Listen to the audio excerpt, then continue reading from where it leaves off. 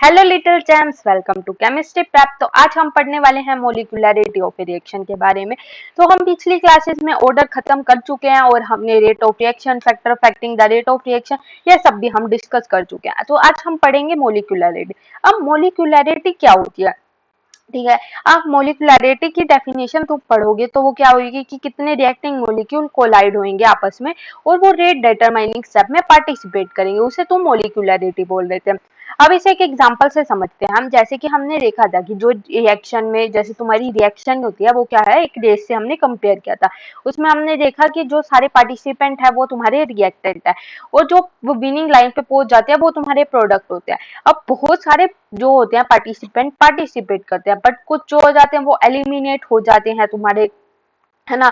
और कुछ जो होते हैं बहुत ही लास्ट में पहुंच जाते हैं तो वो तुम्हारे प्रोडक्ट नहीं बन पाते। तो जितने मॉलिक्यूल, अब उनका कुछ स्पेसिफिक क्राइटेरिया होगा कि ये तुम्हारे विनर है जो प्रोडक्ट बनेंगे। वैसे ही रिएक्शन में भी तुम्हारा एक स्पेसिफिक क्राइटेरिया होते हैं, वो मॉलिक्यूल जो आपस में कोलाइड करते हैं और रेट डिटरमाइनिंग स्टेप में भी इन्वॉल्व होते हैं। रेट डिटरमाइनिंग स्टेप जैसे कि जो तुम्हारी रेस है उसमें जो मतलब रेट डिटरमाइन करेंगे कि कितना रेट है तुम्हारी रिएक्शन का, ठीक है।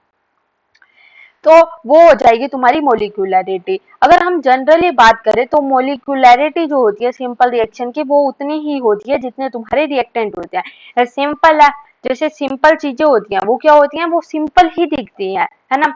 अब सिंपल चीज है तो वो सिंपल दिखेगी, तो जितने रिएक्टेंट होंगे वो सारे प्रोडक्ट में बन जाएंगे, तो उतने ही तुम्हारी मोलिकुलरिटी हो जाएगी बेसिकली।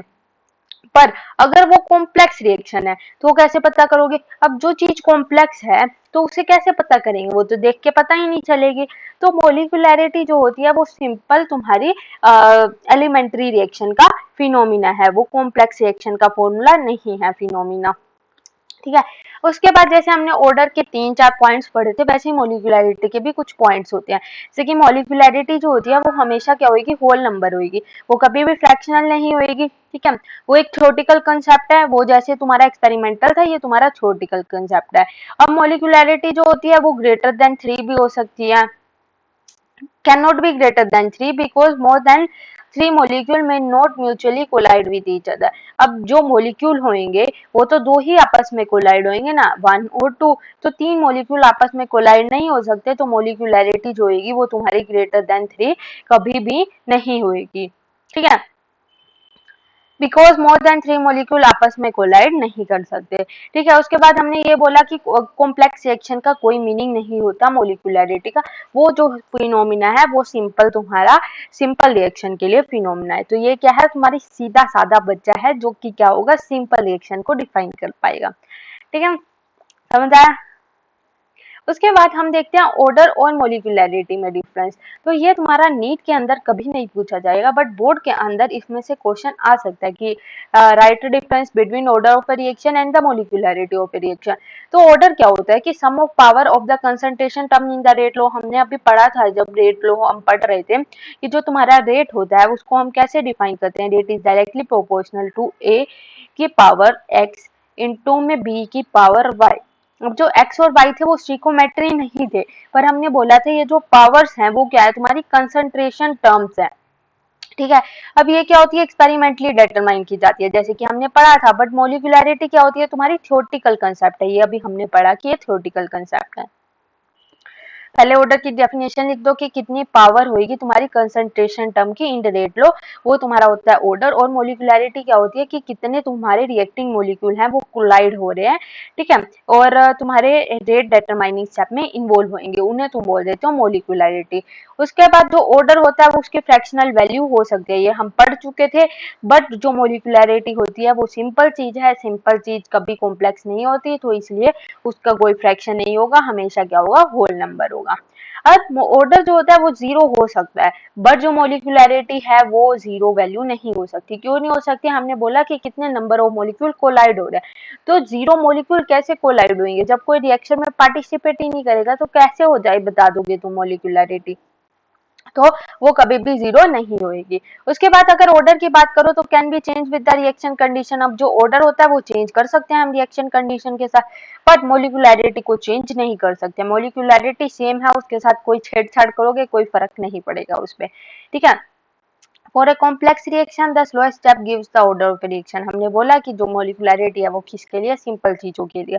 सिंपल चीजों के लिए है तो कॉम्प्लेक्स रिएक्शन को ये कुछ नहीं बताएगी, ठीक है। उसका हर एक स्टेप का अपना इंडिविजुअल। अब कॉम्प्लेक्स रिएक्शन में क्या होती है, बहुत सारी रिएक्शंस होती हैं, तो वो हर एक रिएक्शन को पर्टिकुलरली ट्रीट करेगी। अब जो ऑर्डर ऑफ रिएक्शन होती है वो क्या होती है, तुम्हारी पूरी जो तुम्हारी बहुत सारी रिएक्शन है उसमें जो स्लोएस्ट स्टेप होएगा उसको डिटरमाइन करता है तुम्हारा ऑर्डर, ठीक है। अब जैसे कि तुम्हारे क्लास में बहुत सारे बच्चे होते हैं, पर तुम कुछ को ही दोस्त बनाते हो अपना, ठीक है। जो दोस्त बनाते हो तुम, वो कैसे डिटरमाइन करते हो कि वो तुम्हारा सबसे, उसे परखते हो बहुत टाइम के लिए, तो वो तुम्हारा सबसे स्लोएस्ट स्टेप होता है कि तुम उसे डिटरमाइन कर रहे हो कि कैसा है वो, उसका बिहेवियर कैसा है, तो वो तुम्हारा ऑर्डर हो जाएगा। पर अगर तुम्हें, अब जो सारे क्लासमेट्स हैं वो तुम्हारे क्या हो जाएंगे, मोलिकुलरिटी, मतलब कि हर एक स्टेप की तुमने हर एक के साथ तुम्हें पता है कि ये तुम्हारा क्लासमेट है, ये कैसा है तुम्हारा, ठीक है, इसका बिहेवियर कैसा है, तुम्हें इसके साथ कैसे ट्रीट करना है, ये अच्छा है या बुरा है, तो तुम्हें हर एक स्टेप का पता है कि ये कैसा है, ठीक है। अब समझ आ गया ऑर्डर और मोलिकुलरिटी के बारे में। ऑर्डर हो गया तुम्हारा बेस्ट फ्रेंड और मोलिकुलरिटी होगी तुम्हारे फ्रेंड्स। और जो ऑर्डर होता है वो थोड़ा सा कॉम्प्लेक्स होता है, क्योंकि बेस्ट फ्रेंड इज कॉम्प्लेक्स, ठीक है ना, ये ऐसा एग्री करते हो, बेस्ट फ्रेंड बहुत कॉम्प्लेक्स होता है। और जो मोलिकुलरिटी होती है, मतलब फ्रेंड्स होते हैं, वो सिंपल होते हैं कि ठीक है यार, इतना फर्क भी नहीं पड़ता उनसे, ठीक है, वो सिंपल चीजें होती हैं।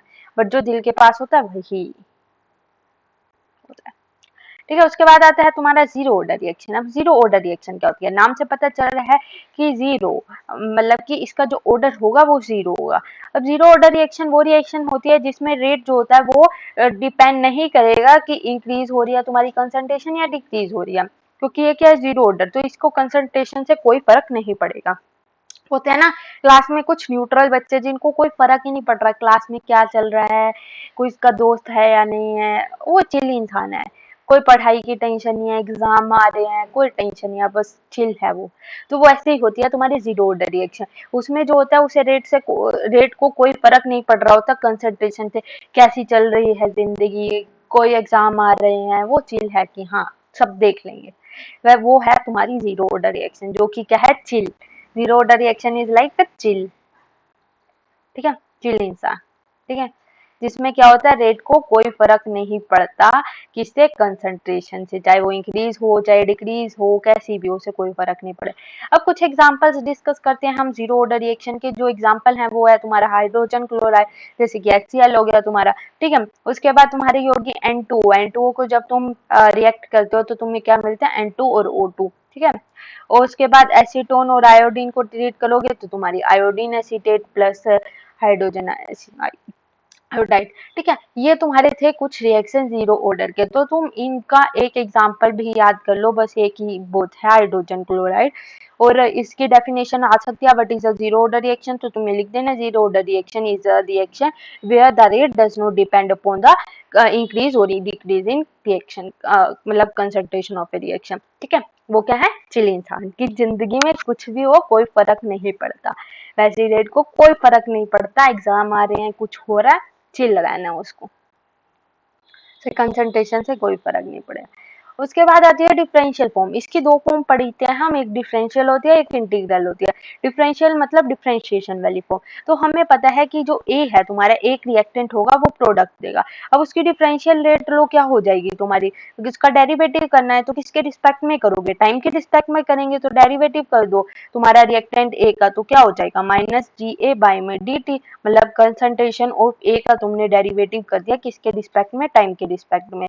अब ये नेगेटिव क्यों लगाया, क्योंकि तुम्हारी क्या था, रिएक्टेंट था, रिएक्टेंट क्या होता है, डिक्रीज होता है टाइम के साथ, तो माइनस लगा दिया हमने। उसके बाद अब लगाएंगे एक कांस्टेंट, उसके बाद हम लिखेंगे तुम्हारी कंसंट्रेशन ऑफ रिएक्टेंट, क्योंकि हम रेट लो लिख रहे हैं, रेट लो किसके टर्म्स में लिख रहे हैं, रिएक्टेंट के टर्म में, इसीलिए हमने क्या किया, K इज इक्वल टू ए। अब रेट तो हमने बोला कि जीरो ऑर्डर रिएक्शन है, तो रेट किस पे डिपेंड नहीं करेगा, कंसंट्रेशन पे, चाहे वो इंक्रीज हो चाहे डिक्रीज हो, तो कंसंट्रेशन पे डिपेंड ही नहीं कर रहा, तो यहाँ क्या आ जाएगा, जीरो आ जाएगा, के ए की पावर जीरो हो गया। अब के अगर किसी की पावर जीरो होता है तो वो क्या हो जाता है, 1 हो जाता है, तो इसीलिए minus DA by DT is equal to K हो गया। अब तुम ऐसे लिख सकते हो कि ये dt को तुम वहां ले जाओ, DA is equal to minus K by में DT, ये तुम्हारी क्या हो जाएगी, डिफरेंशियल रेट लो हो जाएगी, ठीक है, हमने क्या किया, तुम्हें एक रिएक्टेंट दे रखा था, उससे तुम्हारा प्रोडक्ट बन रहा था, हमने उसे डिफरेंशिएट कर दिया, किसके रिस्पेक्ट में, किसी के रिस्पेक्ट में डिफरेंशिएट करेंगे हम, किसके रिस्पेक्ट में कर दिया हमने, टाइम के रिस्पेक्ट में कर दिया। अब हमने बोला कि हमने रेट लिखना है, तो हमें पता है रेट ऑफ अपीयरेंस कैसा होता है, माइनस डी बाई में डी टी। ठीक है, अब तुम्हें पता है कि नेगेटिव इसलिए लगाया है क्योंकि कंसंट्रेशन क्या हो रही है, डिक्रीज हो रही है, और हमने ये भी पढ़ लिया कि जीरो ऑर्डर में क्या होती है, तुम्हारी कंसंट्रेशन पे वो डिपेंड नहीं करता, तो के जो हो जाएगा वो ए की पावर जीरो हो जाएगा। अब ए की पावर कुछ किसी की भी पावर जीरो होती है तो वो क्या हो जाता है, वन हो जाता है, और इसलिए यहाँ पे आ गया के, तो माइनस डी ए बाई में मतलब D A is equal to minus K D T होगा। अगर इंटीग्रल फॉर्म की बात करेंगे, मतलब कि हमें क्या करना है, इंटीग्रेशन कर देना है। इंटीग्रेशन क्या होता है कि बहुत सारे छोटे छोटे पार्ट हैं उनको हमें जोड़ देना है, और डिफरेंशिएशन क्या होता है, अपोजिट होता है, कि तुम्हारे पास एक बड़ा बर्गर था, ठीक है, अब क्या हुआ, तुम्हारे चार दोस्त आ गए, अब तुम बर्गर खा रहे तो उसके ऊपर से आ गए तुम्हारे चार दोस्त, अब तुम्हें क्या करना पड़ेगा, उसे छोटे छोटे चार पीसेस में डिवाइड करना पड़ेगा ताकि तुम सबको दे सको। ठीक है, अब क्या हो गया कि अब तुम्हारा जैसे केक कटता है, ठीक है, बर्थडे का केक कटा, उसमें तुम्हें क्या करना पड़ा, छोटे छोटे पीस सारों को बांटने पड़े। ठीक है, उसके बाद क्या होता है कि कभी कभी घर पे केक नहीं पड़ा होता, तो हम क्या करते हैं, छोटी छोटी चीजों को मिला के एक केक बना लेते हैं, जैसे कि हम हलवे का थोड़ा थोड़ा हलवा मिला लिया और उसे इकट्ठा करके एक पूरा केक बना लिया, तो छोटे छोटे पीसेस मिला के हमने क्या बना लिया, एक बड़ा केक बना लिया, उसे बोलते हैं इंटीग्रेशन। डिफरेंशिएशन क्या होता है कि बड़े पार्ट्स को छोटे पार्ट्स में काट देना, जैसे तुम बर्थडे केक को काट के सबको खिलाते हो छोटे छोटे पार्ट्स में। और इंटीग्रल फॉर्म क्या होती है तुम्हारी, कि तुमने छोटे छोटे पार्ट्स को मिला के बड़ा केक मतलब बड़ी चीज बना दी। ठीक है, दोनों क्या होती हैं, बिल्कुल अपोजिट होती हैं। इंटीग्रल फॉर्म जो होती है जीरो ऑर्डर रिएक्शन की, वो क्या होगी, जैसे कि तुम्हारा इंटीग्रेशन करना है, तो अब इंटीग्रेशन की कुछ लिमिट लगानी होती है। ठीक है, तो अब तुम्हें ये जो इक्वेशन आई थी D A is equal to minus K by में डी टी, इसका इंटीग्रेशन कर देंगे। अब कंसंट्रेशन है तो कंसंट्रेशन के रिस्पेक्ट में हमें इंटीग्रेशन करना होगा, मतलब लिमिट लगानी होगी, तो हम इसकी लिमिट क्या लगाएंगे, ए नोट, ए नोट जो होगी वो तुम्हारी होगी इनिशियल कंसंट्रेशन।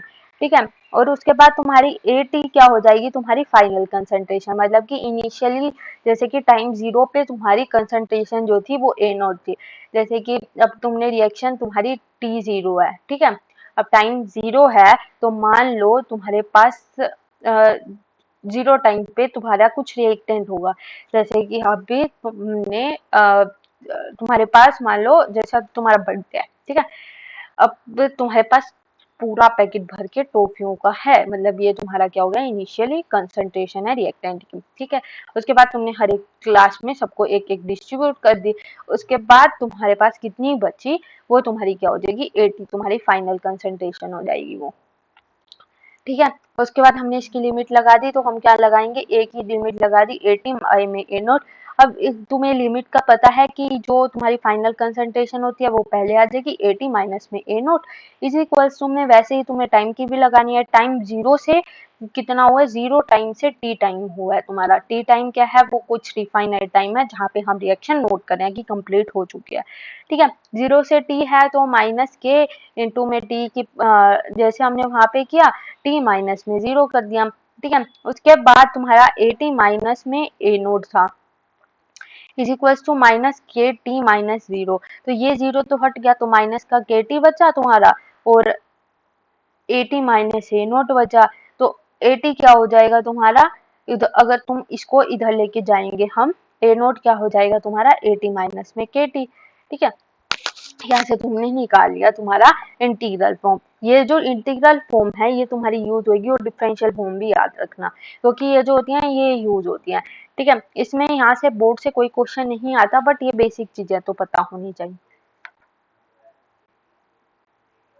उसके बाद आता है ग्राफ। ग्राफ क्या होता है, इंटीग्रल फॉर्म जो हमने ड्रॉ करी वो क्या थी तुम्हारी, ए इज इक्वल टू में माइनस का के टी प्लस में ए नोट। ठीक है, हमने क्या किया, उसको कंपेयर कर दिया स्ट्रेट लाइन से, जैसे कोई भी ग्राफ ड्रॉ करना है तो तुम्हें क्या करना पड़ेगा, स्ट्रेट लाइन से कंपेयर करना पड़ेगा। वाई इज इक्वल टू में एम एक्स प्लस सी, तुम्हारी ये स्ट्रेट लाइन की इक्वेशन होती है। ठीक है, अब जो स्ट्रेट लाइन की इक्वेशन होती है, जब तुमने इसको कंपेयर किया तो तुम्हें क्या पता चला कि तुम्हारा जो स्लोप है, ये m क्या होता है, तुम्हारा स्लोप होता है। ठीक है, और c क्या होता है, तुम्हारा इंटरसेप्ट होता है। ठीक है, और उसके बाद जब तुम y को कंपेयर कर रहे हैं हम a से, उसके बाद जो स्लोप होगी वो तुम्हारी होगी माइनस का k, और इंटरसेप्ट हो गया a नोट। अब स्लोप क्या होती है कि तुम्हारा कितना ग्राफ में बताते हैं, चलो हम उसे ज्यादा क्लियर आएगा तुम्हें, और इंटरसेप्ट देखते हैं। ठीक है, अब तुमने क्या किया, एक कंसंट्रेशन और टाइम का ग्राफ ड्रॉ किया, तो तुम क्या देखते हो कि कंसंट्रेशन और टाइम के ग्राफ में रिएक्टेंट क्या होता है, डिक्रीज होता है, तो हमने वही बनाया। अब स्लोप क्या होती है तुम्हारी, ये चीज जो तुम्हारी डिक्रीज हो रही है। और यहाँ पे था माइनस का के, क्योंकि ये डिक्रीजिंग स्लोप है। अगर मान लो इंक्रीजिंग स्लोप होएगी तो कैसा आ जाएगा तुम्हारा, ऐसा आ जाएगा। और ये जो स्पेस आ रहा है तुम्हारा बेसिकली यही होता है तुम्हारा इंटरसेप्ट। ठीक है, यहाँ पे क्या होगा, ये वाला चीज जो होगी वो तुम्हारे क्या हो जाएगी, इंटरसेप्ट हो जाएगी। तो कभी भी ग्राफ ड्रॉ करना है तो उसे क्या करना है, स्ट्रेट लाइन से कंपेयर कर देना है। स्ट्रेट लाइन की इक्वेशन क्या होती है, y is equal to M x plus c. अब m क्या होता है तुम्हारा स्लोप होता है, c क्या होता है तुम्हारा इंटरसेप्ट होता है। अब जब तुम उस इक्वेशन को कंपेयर करोगे तो तुम्हें स्लोप पता चलेगा माइनस क्या है या प्लस क्या है। अब माइनस के होएगा तो तुम्हारा डिक्रीजिंग स्लोप आ जाएगा, और प्लस के होएगा तो तुम्हारा इंक्रीजिंग स्लोप आ जाएगा। और इंटरसेप्ट होता है वो स्पेस जो कि ओरिजिन से लेके तुम्हारा वहां पॉइंट तक है, उसे बोलते हैं तुम बेसिकली इंटरसेप्ट। ठीक है, उसके बाद आती है तुम्हारी हाफ लाइफ। हाफ लाइफ मतलब आधी जिंदगी। हाफ लाइफ मतलब कि आधी जिंदगी, वो ही टाइम स्केल जिसमें 50% रिएक्शन तुम्हारी क्या हो जाए, कंप्लीट हो जाए। ठीक है, जैसे कि मान लो 10 मिनट की रेस थी तुम्हारी, ठीक है, उसमें क्या हुआ, तुमने 5 मिनट में तुमने टाइम देखा कि कौन आगे है, तो वो टाइम जहाँ पे तुम्हारी आधी रिएक्शन कंप्लीट हो चुकी है, the time scale in which there is a 50% reduction in the initial phase. तो अब इसमें आधी रिएक्शन कंप्लीट हो चुका है, तो हम क्या बोलेंगे, जो तुम्हारी फाइनल रिएक्टेंट था वो तुम्हारा क्या हो जाएगा, ए नोट बाई में 2, और जो टाइम है वो क्या हो जाएगा, टी इज इक्वल्स टू में टी हाफ। ठीक है, T is equals to T half, A is equals to A naught by में 2 हो गया। अब के क्या हो जाएगा, ए नोट माइनस में ए। अब जो फाइनल कंसंट्रेशन है वो क्या है तुम्हारी, हाफ है ए, ये तुम देख के आए हो के टी इज इक्वल्स टू में ए नोट माइनस में ए। ये तुम्हारा क्या था, इंटीग्रल लेट लो की फॉर्म थी। ठीक है, उसके बाद जो इनिशियल कंसंट्रेशन थी वो तो सेम ही रही, फाइनल क्या हो गया है तुम्हारी 50% हो गए। तो फाइनल कंसंट्रेशन की जगह ए नोट बाई 2 कर दो, और टी की जगह पे टी हाफ कर दो, तो तुम्हारे पास ये आ जाएगा T half is equals to में ए बाय में 2 के नोट। अब तुम्हें यहाँ से क्या पता चला कि तुम्हारा जो टी हाफ है वो डायरेक्टली प्रोपोर्शनल है तुम्हारे मतलब इनिशियल कंसंट्रेशन के। अगर तुम्हें बोला जाता है कि तुम्हारी इनिशियल कंसंट्रेशन डबल हो रही है तो तुम्हारे टी हाफ पे कितना फर्क पड़ेगा, तो तुम ऐसे बता सकते हो कि वो डबल हो जाएगी। तो इसके बेसिस पे तुम्हें पता होना चाहिए। जैसे तुम अब फर्स्ट ऑर्डर रिएक्शन देखोगे तो उसमें पता चलेगा तुम्हें कि जो फर्स्ट ऑर्डर होती है वो कंसंट्रेशन पे डिपेंड ही नहीं करती, वो इनफाइनाइट टाइम लेती है।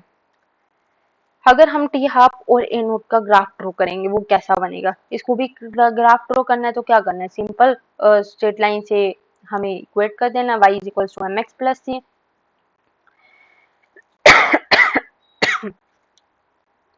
सॉरी, टी हाफ, अब एम एक्स क्या हो गया तुम्हारा, ए नोट बाय में 2 के। अब तुम्हारा यहाँ पे हम किसके बीच में ग्राफ बना रहे हैं, इनिशियल कंसंट्रेशन और ए नोट के बीच में, मतलब हम ये तुम्हारा क्या है, एक्स है, तो तुम्हारी स्लोप क्या होगी, 1/2x हो गई तुम्हारी स्लोप। ठीक है, अब इंटरसेप्ट क्या है, यहाँ पे 0 है, तो तुम यहाँ पे देखो कि यहाँ से ओरिजिन से स्टार्ट हो रहा है, तो जब भी तुम्हारा इंटरसेप्ट 0 होगा तो वो क्या होगा, ओरिजिन से स्टार्ट होगा बेसिकली।